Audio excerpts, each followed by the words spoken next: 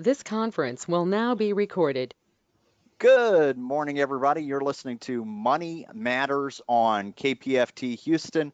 I'm Chris Hensley. The time is now 11 a.m., is what I'm so used to saying every Friday morning. But we are once again broadcasting live from a bedroom here at my house while on quarantine in lockdown in Houston. We have a fantastic guest with us today, Maria Konnikova. She is the author of the book, The Biggest Bluff. It has been described as how a New York Times best-selling author and a New Yorker contributor parlayed a strong grasp of the science of human decision making and a woeful ignorance of cards into a life changing run as a professional poker player under the wing of a legend of the game. So please stay tuned. Keep listening. We will do a deep dive into this newest book, The Biggest Bluff. If you are a longtime listener, you know we always reserve just the first few moments to tell you a little bit about what's going on here in Houston and the Gulf Coast area when it comes to financial literacy. And I could say, not much.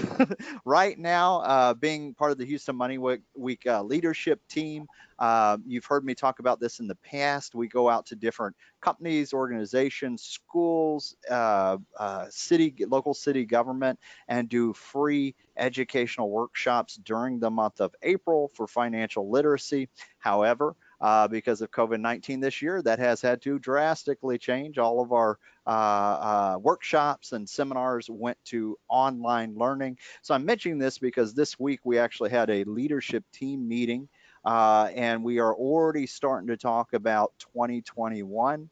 And what that's going to look like, and where we've gone out and talked about general financial literacy, a lot of people are in crisis mode right now, and so kind of directing the workshops and educational seminars to that. I would point people to our website, which is houstonmoneyweek.org. You can find out how to get involved, and you can also put your zip code in there, and it'll tell you local resources that are available through the United Ways 411 line, as they are as a partner as well. Okay, with that being said, thank you, Maria, for waiting very patiently as we get through that. I'd like to go ahead and introduce you to the listeners here. And so let me do that now. Because you are, interestingly enough, we know this book is it's about poker, but your background and the way that you came into it is a lot different than a lot of people who get into poker.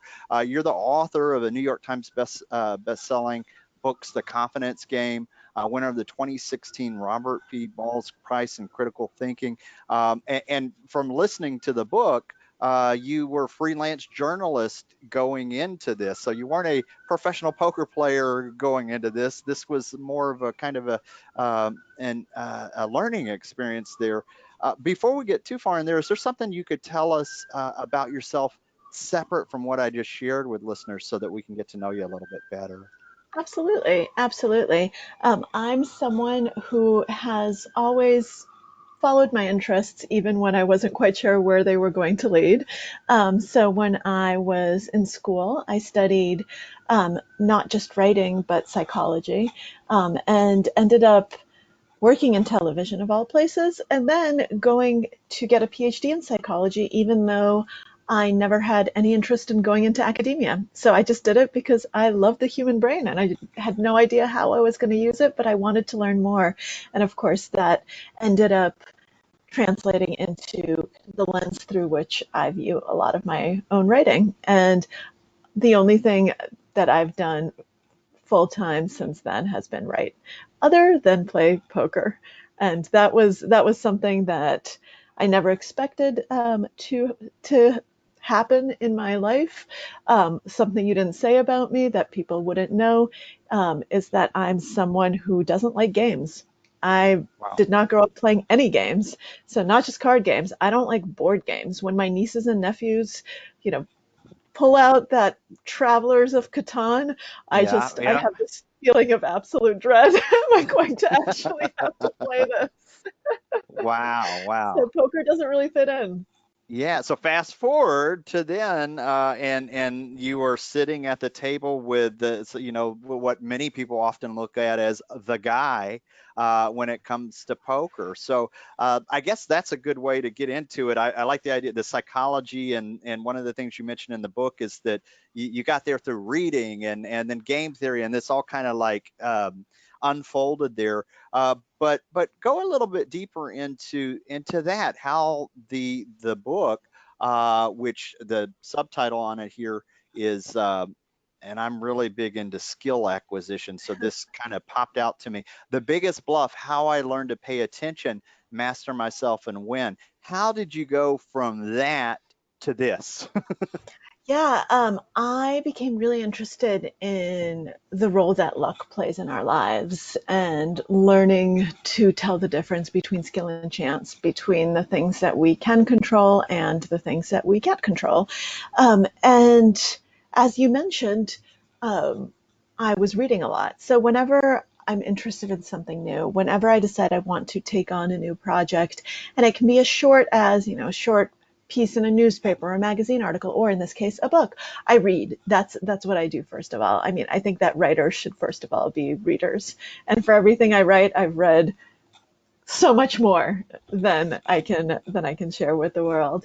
And one of the things that I came across as I was reading about chance and trying to figure out how am I going to actually write about this topic was the foundational book of game theory. So John von Neumann's Theory of Games and Economic Behavior.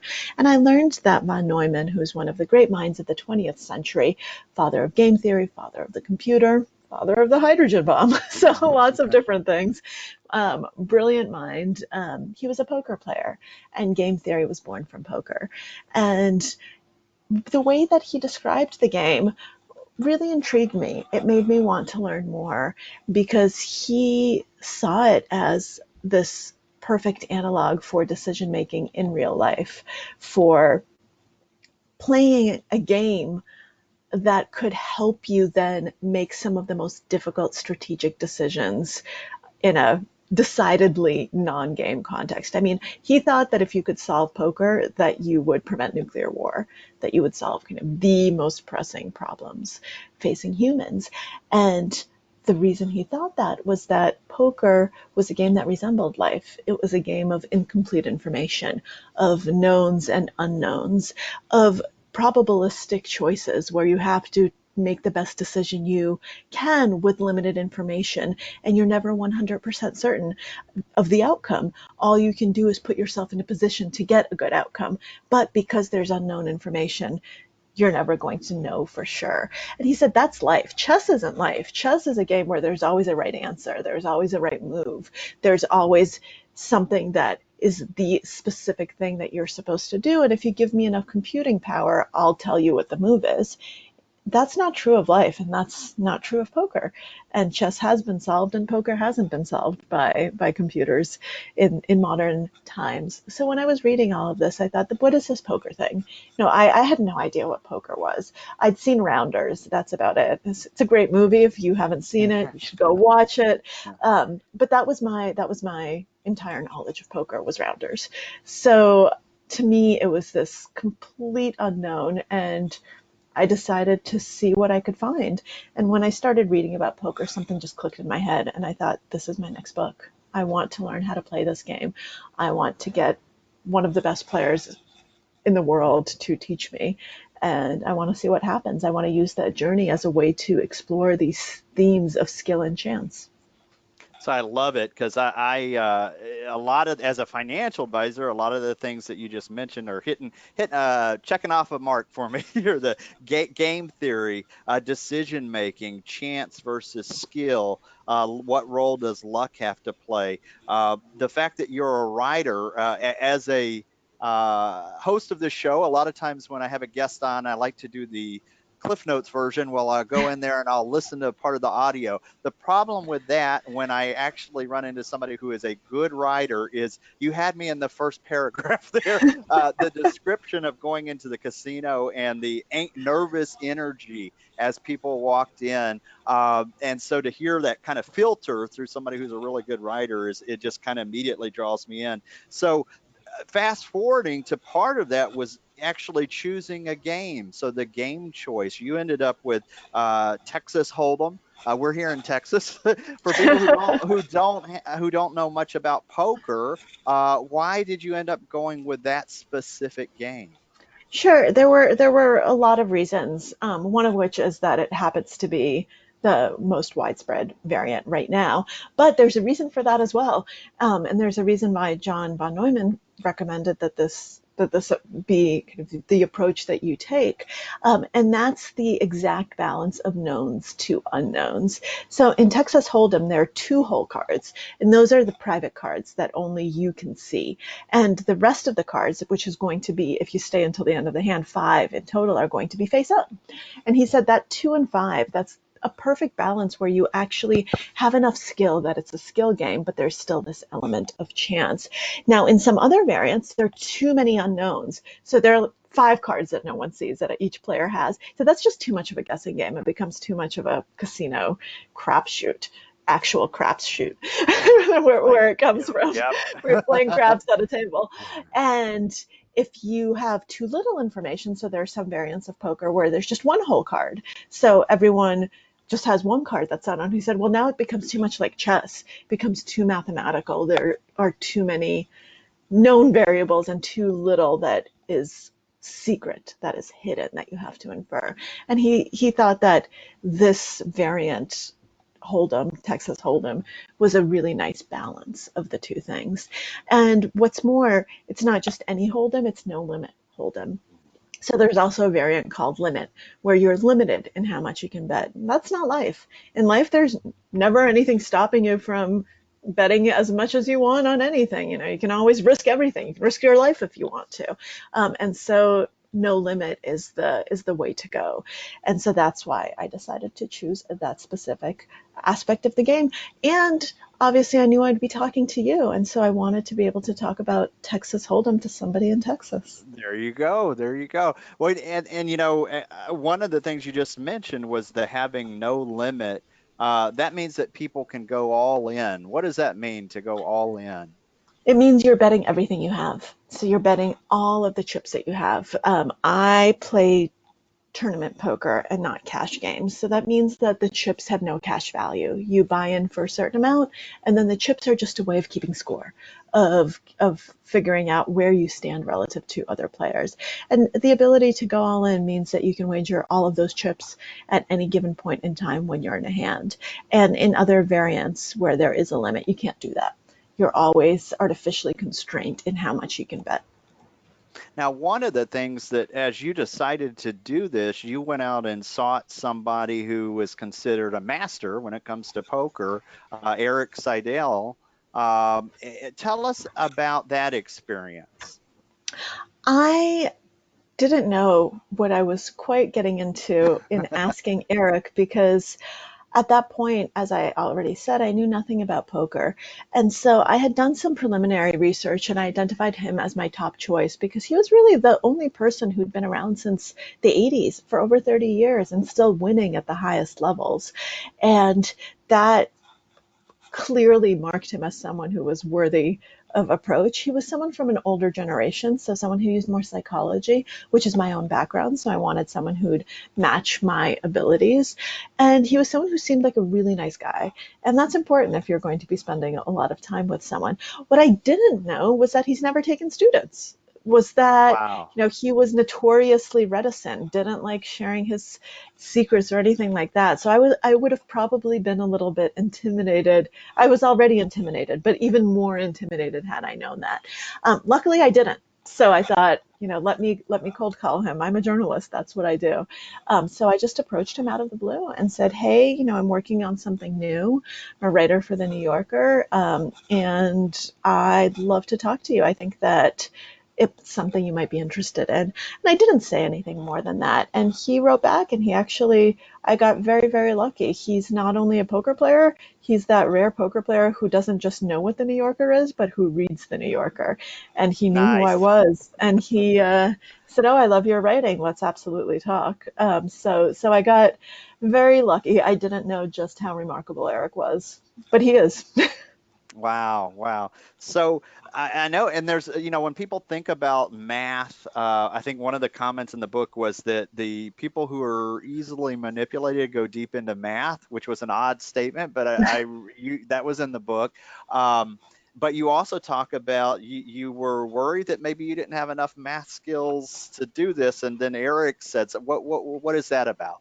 Yeah, so there are two questions there. Let's start with the second one, which is me being worried that I didn't have enough math skills. I was worried about that because I haven't taken a math class since high school. I'm a writer. I haven't never used math in my professional life. And he said, it's not a big deal because I really was nervous. I thought maybe I'm not actually going to be able to do this because I don't have math skills. And he said, neither do I. The math is so simple that as long as you have a sixth grade understanding of addition and subtraction and multiplication and division, you'll be fine. And he was right, because you don't have to do complex calculations at the table. You need to learn how to figure out outs and pod odds and things like that. But you don't have to be solving differential equations or or anything complicated. And so he set my mind at rest when it came to that. But the other part, what you started with, was how some of the players who are the most mathy are the easiest to manipulate. And I think that those aren't the best players in the world. The best ones know what's up. The ones who put a little bit too much faith in the mathematics can be led astray because they become very inflexible. They become overconfident that they know the right answer, that they know exactly how they're supposed to play. And maybe they do in a vacuum, but they're not Until playing in they a don't. vacuum. They're playing against people. And so if you figure out that this is someone who is just very inflexible, this is someone who is just who thinks that math is everything and that you don't need psychology at all, and is someone who's not paying attention to the people at all because they think that it's not important, then that's a person who's much easier to exploit. So we talked about the math piece of it. We talked about the psychology piece of it. How did that psychology background come into play when you actually got out there and started sitting down and playing the game? Oh, in every single element. I mean, I studied decision making under conditions of risk and uncertainty, and I studied self control. So I studied the types of things that are actually very pertinent in this specific environment. And so going in, I think I had a vocabulary that helped me conceptualize what was going on in a way that made me better able to respond to it and to learn and to improve myself because I knew what I was seeing. I already knew what these biases were. That doesn't mean that they didn't affect me. That doesn't mean that, you know, I sat down and I was perfectly in control of my psychology. Absolutely not. But it does mean that I had the knowledge to identify what the problems were, to identify what I was seeing in other people, to know what I should be looking out for. And I had the resources to be able to start working on it and adjusting and figuring out, how do I approach this? How do I put my theoretical knowledge into practice? And that's not a natural transition because there's a big divide between theory and practice. Knowing something in theory doesn't mean you're going to be able to execute it. And poker really puts you to the test because you're in a very high pressure environment. You have to make decisions quickly. You have to make weighty decisions quickly, ones that matter, under time pressure, under emotional pressure. You're exhausted. You're sitting there for hours. If you play tournament poker, you're playing 12, 13, 14-hour days. And then you have to go to sleep and wake up and do it all over again because all the big tournaments last multiple days. And if you're still in it, you're still in it, and there's nothing you can do about it. And so you really have to have a good handle on yourself because when a human mind is exhausted, when a human body is exhausted, decision making suffers and emotional control suffers. And a lot of those things that we take for granted basically go out the window. I like to say that everyone's garbage will come out one time or another at the poker table. Everything you carry around with you at some point is going to come out. So you better deal with it. I love it. I love it. I am not a poker player, but I'm fascinated with the whole thought process behind this. Now, I do have a buddy, Steve, who's a poker player, and he's sat at the World Series table before. And so part of my research before we got on the phone here was I called him and it's like, what would you? And he just talked about the sacrifice of the time that it takes as you lead up to the tournament and the actual 2 week period of that it's grueling. Yeah. uh, what roadblock for people like myself who don't really know a lot about it, what are some of those roadblocks that you ran into as you went through this journey and experience that you'd like to share with us? I think the biggest one, and there were lots, but let me just focus on one, was the fact that I didn't quite realize how much I'd internalized a lot of gender stereotypes that society throws at me, and that I'd internalized a lot of the behaviors that are expected of me as a woman, in a way that's not exactly flattering to me, not a way that I'd like to see myself. And that prevented me from being able to play well. So poker is, for people who don't play, 97% male. I mean, just think Wow. about that number Wow. for a second. Yeah. 97% means that you can go days and weeks without seeing another woman. I mean, 3% is not a lot. And that filters down into the norms of behavior and into how people act. And what I found was, at the beginning, I would let myself be bullied. People would bully me and I'd say, okay, I don't want conflict. I don't want to deal with it. I'll just take a step back. I wasn't bluffing enough. Even in situations where I knew I should bluff, I couldn't get up the courage to do it because it was so counter to the image that I wanted to project of myself. When I had strong hands, I didn't bet as aggressively as I should have. So I didn't even make as much money with my good hands because I didn't want people to mislike me, to think that I was being too aggressive. So and that's terrible. That's not a way to play poker, especially when I knew I was making mistakes, but I was making them anyway because something inside me was a roadblock. And this something was socialization. It was Mhm. internalizing a lot of these norms of behavior for women that have been thrown at me for my entire life. And so once I realized that, first of all, it wasn't a pleasant realization, but then I could start working on it. And I did. And once I realized what was happening, I also realized that I was being underestimated, that people were seeing me as a female, not as a player. And that could be my superpower, that being underestimated could actually be something that I could really turn on its head and use to my advantage. And I did. And that's when I started winning. I love it. I love it. So everything that you mentioned right now could be translated past poker For sure. to go right into life. I mean, you started with we talked about gender stereotypes and just really the socialization, those patterns that we see in society as a large on a micro level. Here in poker, when there's 3% women, that's going to be a thing. You're going to see those things amplified in that game. And so some of the things you talked about were bullying. We see that in life outside of poker. Bluffing, and that's one of the reasons you picked Texas Hold'em was because you're able to you can actually bluff in that game. And other games of chance or chess, for instance, you can't necessarily bluff all the time. You mentioned not being able to be, as aggressive. These social these patterns that we see bubbling up. This is all a lot of information. We've only got 2 minutes before the end of the show here, so I would encourage listeners. We just barely even skimmed the top of the topic here. I'd encourage listeners to go out and get a copy of the book. I downloaded it on Audible, which it's available. Fantastic information. Where else could they go to find out more about you, your writing, and just information if they're interested? Absolutely. So I have a website, which is just my full name, mariakonnikova.com. And I'm most active on Twitter as mkonnikova. And I'm also on Instagram, where I'm girl named Maria, but girl doesn't have an I. Not because I can't spell, but because someone had already snagged the username with a girl named Maria. So it's just girl named Maria. And there I have links to where you can buy my book, which is wherever books are sold. And if you're getting a physical copy, I urge you all to support your local bookstores and get it from an independent seller.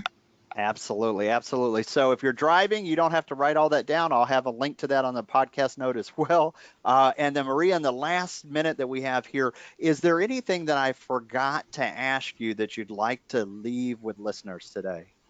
I'd just like to leave people with the idea that, even though you can't control everything and chance is a big part of life, poker teaches you to really focus on the process, on the things that you can control rather than the outcome, which is what you can't control.